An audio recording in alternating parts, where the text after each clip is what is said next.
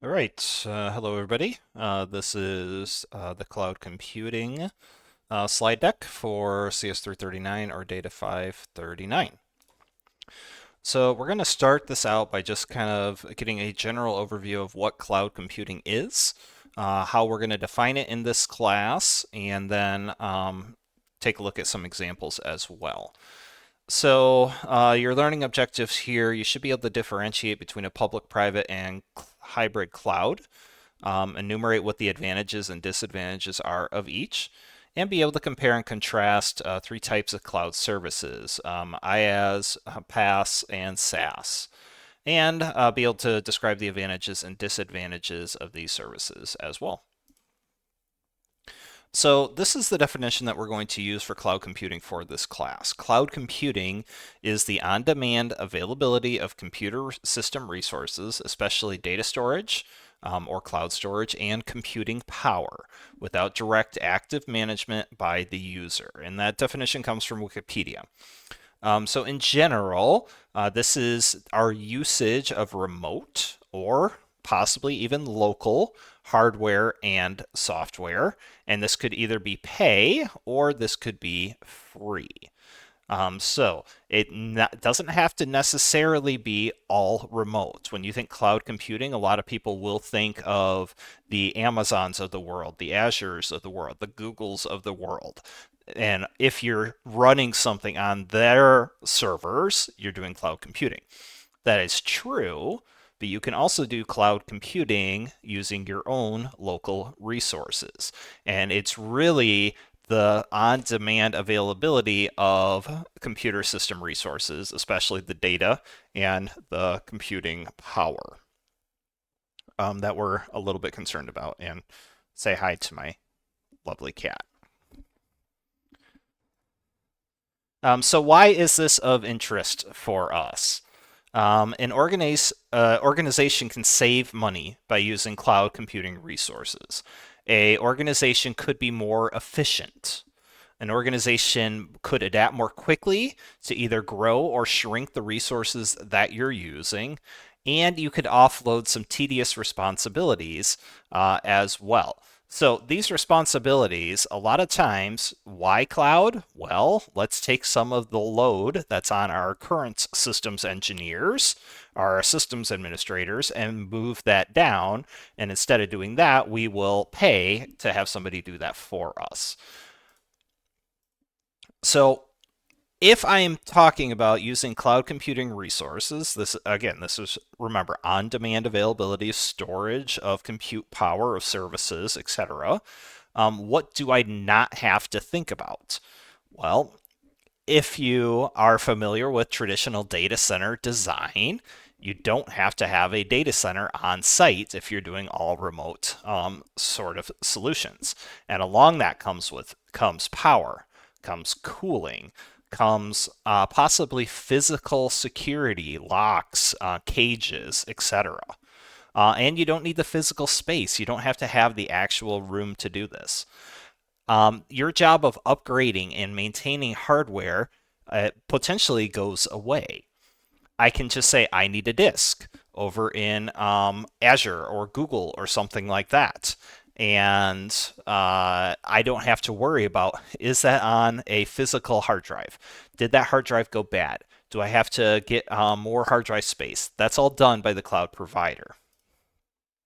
Um, Memory. Do I need to add memory to a system? Well, in a cloud provider environment, you shut it down, you flip some knobs, some software knobs, and away we go. Disk space, same sort of thing. It's not my responsibility to deal with the disk. Even CPUs, how much compute power that I have available to me. Again, it's on-demand resources. And maybe, possibly, even backing up data. I don't have to think about backing up data if that cloud provider does that for me. And even better, installing patches. Maybe I don't have to do security patches if my cloud provider does that for me as well. So what do you have to think about instead? Those are a lot of really good advantages for having to, or for using cloud resources, but there are some other things that you need to think about that may be disadvantages, may be advantages as well, but it's definitely stuff that you have to keep in mind. Can the hardware or software be customized to suit my organization's need? That cloud provider, they might not have the exact thing that you're looking for. Can I work with them to get what I am looking for and actively use that for what my organization's needs are? Is that provider reliable? Hopefully, your Azures, your Googles, your Amazons, hopefully that provider is reliable. But what happens if you do have a massive data center outage? Um, it's known to happen. Even big providers do have outages on occasion. The mom and pop data center cloud provider, how are they going to do compared to one of these big ones? My local data center that's downtown Grand Rapids, how are they going to do for their cloud resources and their reliability compared to one of the big three? How much control do I actually need? Am I willing to give up some of that control? And a little bit of that is, am I willing to say, I don't know exactly what I'm running over there. I don't know exactly the performance profile that I'm going to get. I don't know exactly the security that is in play behind everything. Am I still okay with that? Am I still okay with that? Am I willing to give that control up? Can I tolerate network outages and or delays? Network outages, those happen. I'm thinking of I'm recording this in early 2024, and like AT&T just had a nationwide outage for their cell phones and stuff like that. Outages happen. Can I tolerate if my cloud provider goes offline? Delays are an interesting one. Performance. My cloud provider might be in Virginia, and I'm here located in Michigan. Can the network delays between Virginia and Michigan, the 16 to 20 millisecond delay that there might be, is that going to cause issues that will doom my software that I'm trying to use? Can I afford the monthly costs? If you don't watch your costs, monthly costs can skyrocket. No, something about buying hardware is you have that initial outlay, and your monthly costs are usually pretty small. It's just the power, the electricity cost to run it. However, a cloud service, your starting costs are usually pretty small, but they're consistent over time. So that might cost more in the long run as well. Can it be done legally? That's also something to be considerate about. Do I have any legal obligations? I'm thinking credit card processing, HIPAA compliance for the healthcare industry. Can I store my data legally in a cloud, whether that's within the United States or whether that's outside of the United States? And do I trust the security of your vendor? Again, the big vendors have security breaches all the time. I recently read about Microsoft being breached by Chinese hackers, and they got into the core systems of the Microsoft services. That's a problem. Do I trust Microsoft to keep doing security correctly?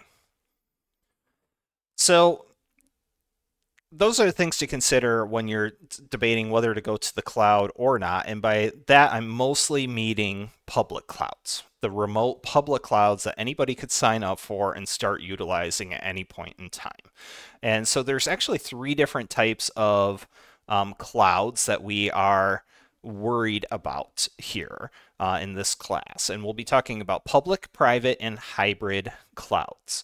So more than likely, everybody here knows about public clouds.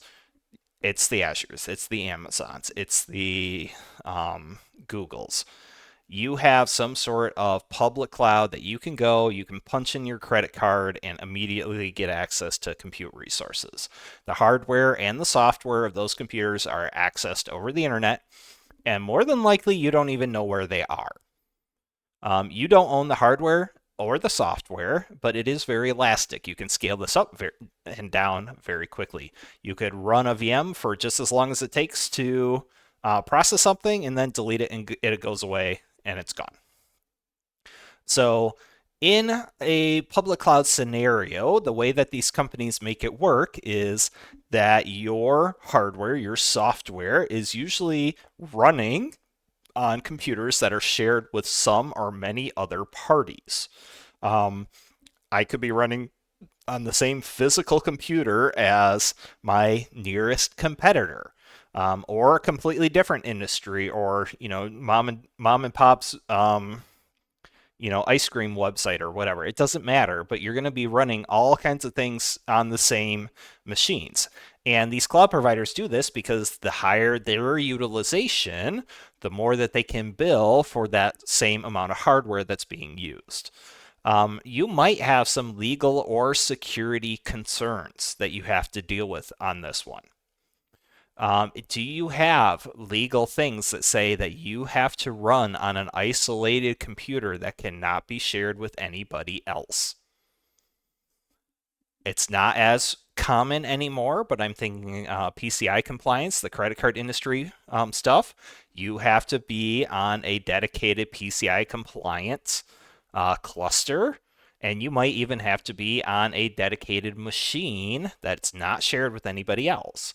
If you have requirements such as that, you're going to pay through the roof in order to get a dedicated machine, and it might not be cost effective to do so in these public clouds. Private clouds, this is your what we would call typical data centers, on-premises data centers.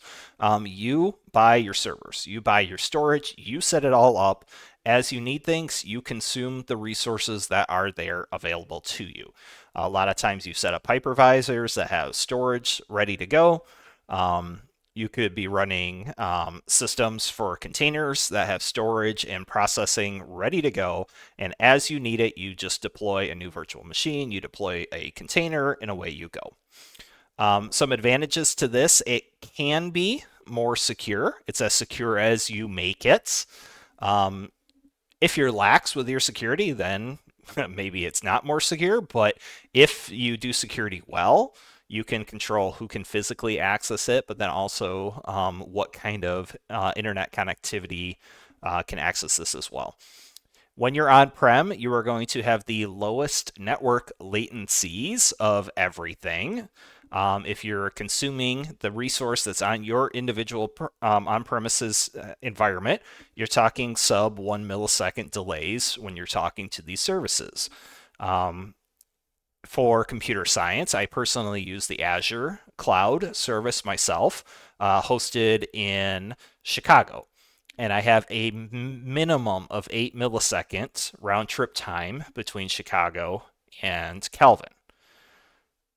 It might not seem like a lot, but that could affect your services, especially if they are very latency sensitive. And when you have a private cloud, more than likely you're not sharing that with any other party. You have it for your company. It is just for you. You're not subletting that to somebody else. Now, maybe your company will do that, but more than likely you're not going to share that with any other party. So how it works,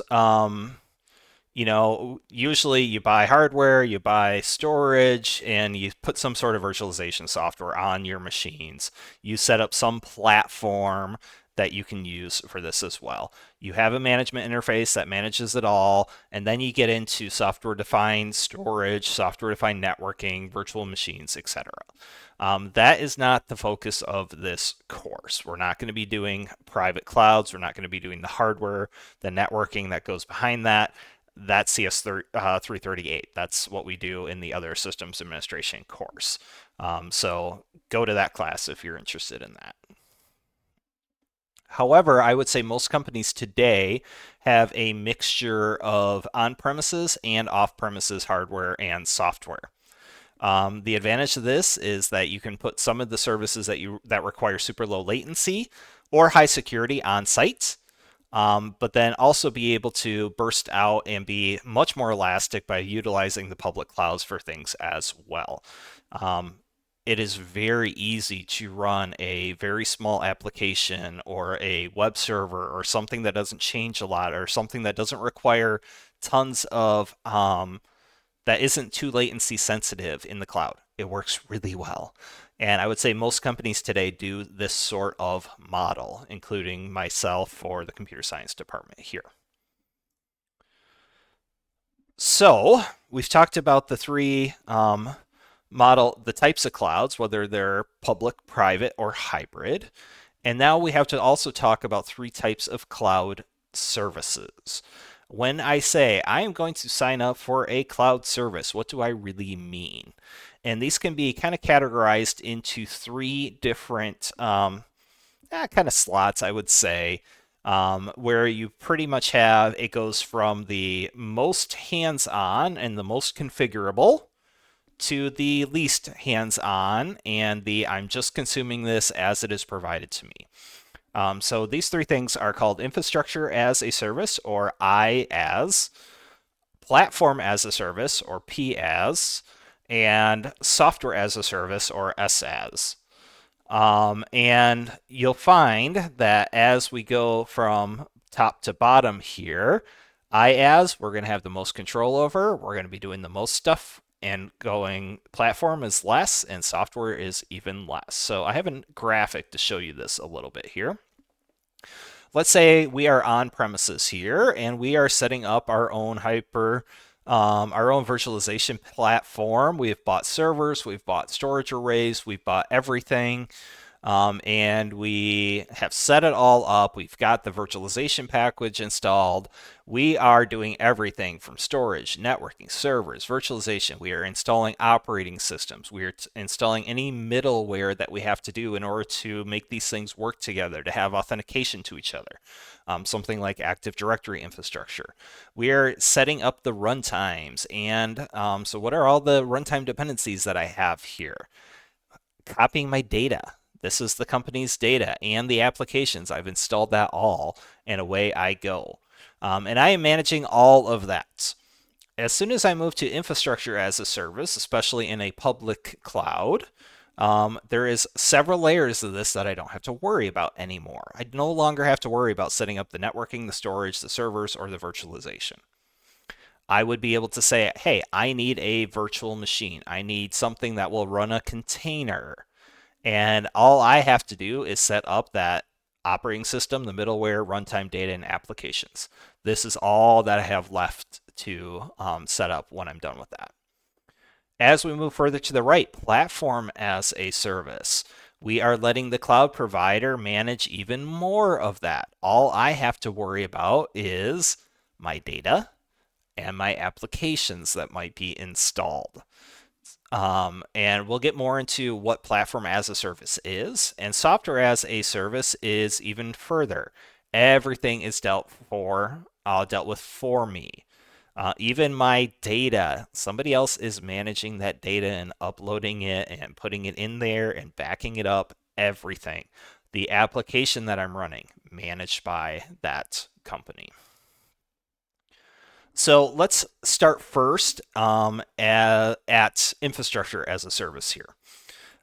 Infrastructure as a service is a lot of people will just equate this to virtual machines. You're getting virtual machines. You're getting a platform that will run containers for you. And this is designed to really replace your physical data center that you would have on premises. When you are buying into IaaS, you are getting the servers, the storage, and the networking dealt with for you.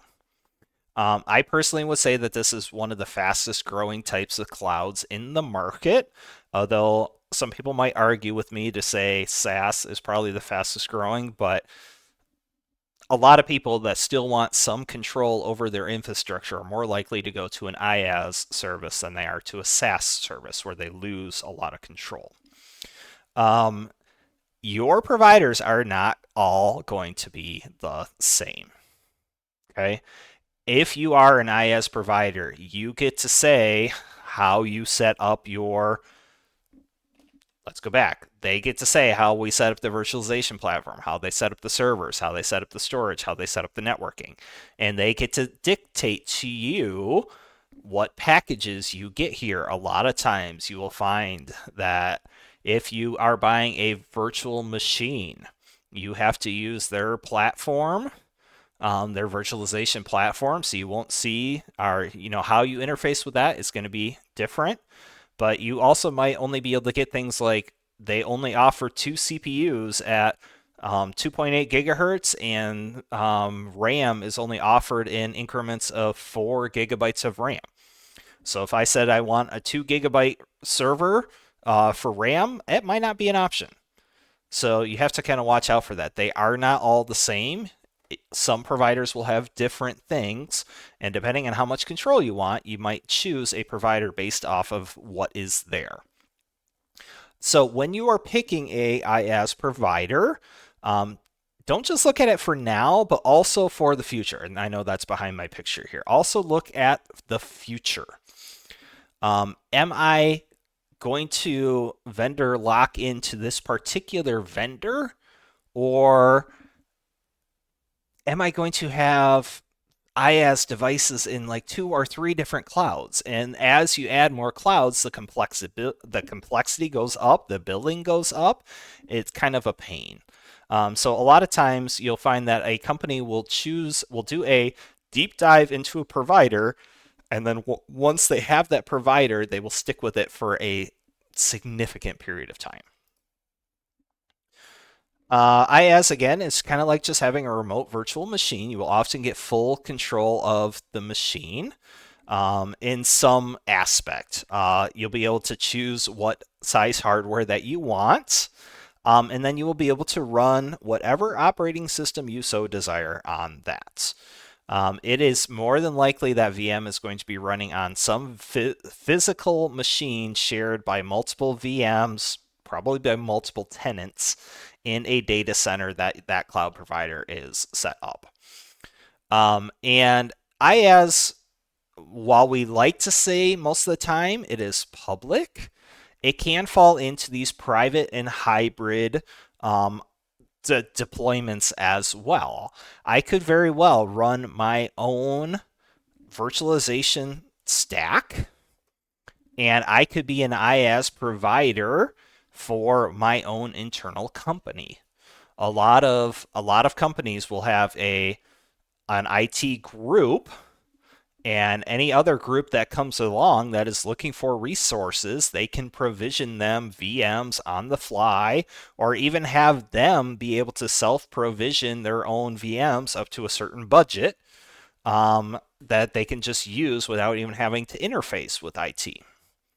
And there's a hybrid versions of this as well, where you can do it in both places all at once. A lot of times when we're talking about IaaS, though, you are paying for the services that you use. And what I mean by that is the complexity of that machine, the amount of compute time that you're using, the volume of data that you're using. You might pay for the number of users, etc. If it's billable, you're likely paying for it. So watch out for that. Bandwidth in and out of that virtual machine. You're probably paying by the gigabyte of bandwidth going in and out. The number of input output operations on that disk drive, you're paying for it. But you have a lot of choices typically. You can run whatever you want on these things. Windows 10, Windows Server, Ubuntu Linux, Red Hat Linux, whatever you want. A lot of times you'll be able to choose your CPUs, how much RAM you have, how much disk space you have. I know a lot of providers will kind of do, like, you can choose like 4 gigs, 8 gigs, 16 gigs, 32 gigs, and they kind of double from there up. 64, 128, 256, 512, 1 terabyte, 2 terabytes, 4 terabytes. And you can kind of choose how much you want and how many of those that you want. How do you access that instance? You'll be able to set up. Is that going to have a public IP address? Is that not going to have a public IP address? Is it going to be proxied from something else? You get, by default, a lot of times, you will get automatic load balancing. If the physical hypervisor that you are on, your virtual machine and your IaaS solution is on, if that gets overloaded, more than likely you will be moved to another host automatically in the background. You won't even notice that. It will load balance for you. You can set up automatic scaling. If my two CPUs are 100% for so long, it might be able to dynamically add another couple of CPUs that would scale up. Same thing with memory. If my memory is too full, it might be able to dynamically add memory. If I have all kinds of disk operations whatsoever, I could set up policies to say, well, then upgrade my disk, the amount of disk IOPS that I can consume at any one time, etc. Automatic backups, replication, and recovery. This is a huge one for cloud providers. A lot of cloud providers, they will have a site in a city, but it will actually be 3 distinct sites in that particular city that are geographically isolated by 10, 15 miles of each other. And you will be able to replicate and move between those zones automatically. And if one side fails, it will automatically replicate to another one so it can come up right away. You could even move your resources between regions according to the time zone. Let's say you have an app that is like a sales site or whatever, and it follows the sun. So as the day comes up, it gets busy in the U.S. Your resources move into the U.S. As it gets night in the U.S., your sales go down, and the Asia or Europe markets come up, and your resources might actually transition between the regions to give you best performance to where you're selling stuff. Pricing. Pricing is incredibly variable. You have to be very careful about this. If you can be charged for it, you likely will. There is a very good link out here. I'm just going to point to it in the slides here. I would go out and take a look at it. This particular link covers a lot of things, but it doesn't necessarily cover any costs of software licenses. There might be a different cost for different OSs, etc. I know, for example, that you can, in the Microsoft Azure cloud, you get charged different amounts if you choose Microsoft Windows and say, I have my own license, or Microsoft Windows, I need a license. It will provide you that license at a different hourly rates than if you have your own license. So that is one thing to consider. Definitely read this. It's worth a read. I really like that one. And we talked about not all these IaaS providers are equal. There is a lot of competition in this space, and it's fast moving. There's new features coming out every month. Spend some time before you make a decision to analyze your needs and how that cloud provider can accommodate your needs.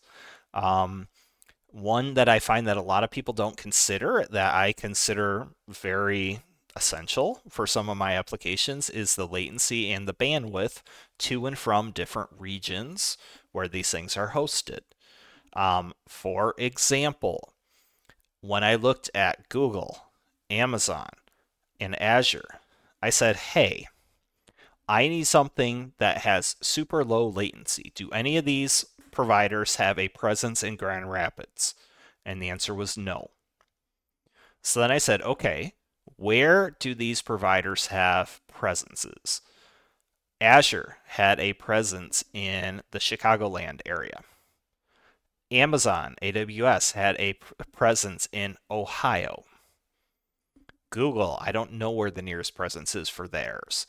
I found a site that allowed me to check my latency to different data centers, and I found out that Amazon, I had a sub 8-second, Azure, I had a sub 8-second latency to Chicago, whereas the Amazon one in Ohio, it came in at 12 to 13 milliseconds. So in a latency sensitive application, those 5 extra milliseconds are a big deal. So I chose to go with Azure because they were closer to me geographically. And oops, sorry about that. And that's kind of what I have for IaaS here. So hopefully you have kind of an idea if I'm trying to set up, if I'm trying to get more control, if I'm setting up VMs, if I'm setting up containers that are running and I need that control, I'll be able to make a good choice on that. Platform as a service. A lot of time Platform as a service is a remote location for application development, testing, and deployment. It reduces the complexity of development. All the components are accessible and tested. Um, a lot of times you will find that if you are doing app development, you want to you make a change in your app, you want it tested out, you want it repushed and to come online. You have this continuous integration, continuous development cycle where it's automatically building, it's automatically testing, and automatically deploying for you. A platform as a service is a prime example of that sort of system. And I'm going to go back just a minute here to this slide. So when we're talking platform about the service, I don't have to deal with operating systems anymore. I'm not dealing with the middlewares, and the runtime is set for me. All I have is my data and my applications. So they are providing the platform to run all this, the hardware to run all this. I'm just providing my applications and my data.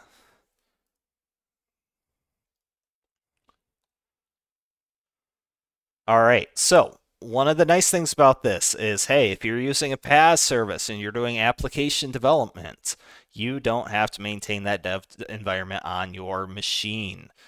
You can, as you are doing your GitHub check-ins, it will automatically check this in, and it will build this and run your tests and deploy a test version on the website for me. PaaS will additionally monitor services. If you have a particularly busy application, that web server load has gone up, your latency within your application has gone up, and you're not getting the performance that you want, that can be automatically monitored and then scaled appropriately. Do I need another copy of the SQL Server with that data? Do I need more web servers to scale up in order to deal with the demand that kind of comes in at the time? Platform as a service will be able to do that for you. There is an incredibly nice example video of a CI/CD here. All right, hopefully you can take a look at that as a PaaS service at some point. I'd recommend watching this example video. It's a very good how-to on how to do CI/CD and really, really fun. For PaaS, if you have an IaaS provider, more than likely they will offer some sort of PaaS as well. A couple of common ones here: AWS, that's Amazon's Elastic Beanstalk, Microsoft Azure App Service, Google App Engine, and Heroku as well. Those are some good examples of PaaS. Software as a service, however, is an application that you can use over the internet. You run in a web browser, and it's either free or rented. What are two important large pieces of software that most companies use? A lot of software, or a lot of companies out there will use some sort of CRM, a customer relationship management software, and an ERP, an enterprise resource planning software. Microsoft Office 365 platform, including email, is another one as well. So maybe I should say three. A lot of times you will find that these three things are something that's in the cloud. Um, and depending on what they are, these can be very expensive as well. Just when we talk about CRM, customer relationship management, what's a popular one that's out there today? I would say Salesforce is an incredibly popular one that's out there. An ERP, an enterprise resource planning software, what's an incredibly popular one that's out there today? Workday, whether you like it or not. Email platform and calendaring, Google Apps or Microsoft Office 365. Those are incredibly popular ones, and almost everybody out there today is doing that sort of platform online. For SaaS, your provider will take care of the software maintenance, continuous updates. They will be making changes and just pushing the stuff. Sometimes you won't even know it's happening. Sometimes you'll be notified that it is going to happen. That provider will more than likely take care of user accounts, or they will tie into an existing user account system. and they will deal with all the licensing. So the end cost that you pay them includes all your licensing as well. Data backups. You don't have to deal with data backups. I don't have to worry about backing up my Gmail or my Office email accounts. They are going to do that for me. And I don't have to worry about the hardware that it runs on. I don't have to worry about any of that stuff. It moves the cost of your software from capital expenditures to operational expenditures if you're a business person. And for some business people, this is a very good thing. There are more than 2,000 SaaS examples out there. I mentioned Salesforce, Google Apps, Google Drive, etc., Office 365, Workday, QuickBooks, if you have ever used that for billing and managing your finances. Um, there's a lot of different examples out there. So as we finish up this introduction, let's ask a question. What kind of services do I offer in computer science today? And could I offer these off-prem in a public cloud today? So let's just go through the list here. A file storage for user accounts. So you all know if you log into a lab machine in Linux, you get a shared home directory. Can I put that in the cloud today? I've actually tried it. It didn't work very well, and I moved that back on site. So that one, I would say it's probably still good to have that on site.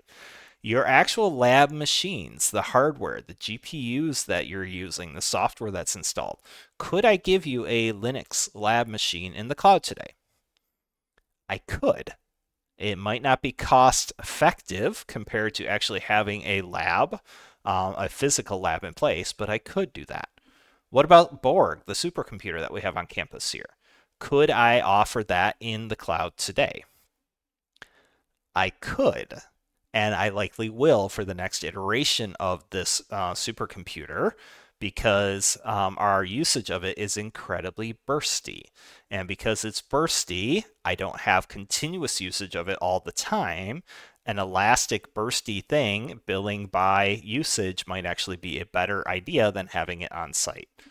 What about that guacamole remote.cs.com.edu server? Could I put that in the cloud? Yes, I could. It uses a fair amount of CPU because it is encoding video and a fair amount of bandwidth because it is passing that to and from the cloud provider. It probably would work. It currently is not, but it probably could work. The CSSH server, SSH server for you to log in and upload and download files. That actually is in the cloud. It works really well in the cloud. RStudio Connect. If you've taken any data science classes or statistics classes, you might have used that. That's in the cloud. It works really well.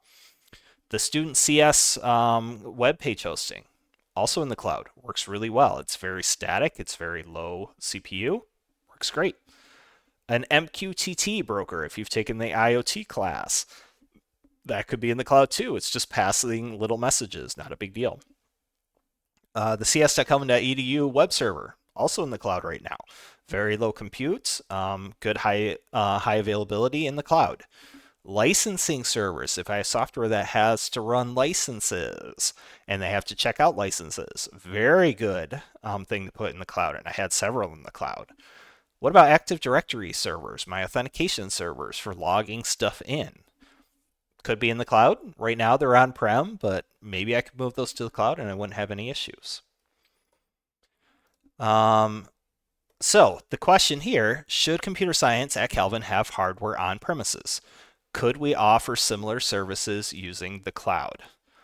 And I would say, yeah, probably. If I moved my lab machines into the cloud and no longer had physical equipment, then I would probably move my file servers into the cloud at the same time. However, right now it doesn't make sense to do that as far as a cost perspective, especially when we're talking about GPUs. So for now, it makes sense to have some stuff on-prem, a lot of stuff off-prem in the cloud. And lastly, I want to talk industry players here. When we're talking about cloud infrastructure, there are a lot of players in the market today, but I would say 3 of them dominate about 2/3 of the market. Amazon Web Services, Microsoft Azure, and Google Cloud. Those are your three that are going to dominate the cloud providers that are out there today. In total, there's no good way to know exactly how much revenue is from cloud providers, but the estimate for Q4 of 2023, that's a typo, I'm sorry, was $73.7 billion. It is a big business, and that's just for a quarter. That's not for a year, that's for a quarter. And when you're talking about these three here, 31% of services out there today are Amazon, 24 are Azure, and 11% is the Google Cloud. So these three businesses overall, you got about 66, 70% of the market is just dominated by these three companies. And that's what I have for the introduction. So let me know if you have any questions. Happy to answer them, and hope you enjoyed this.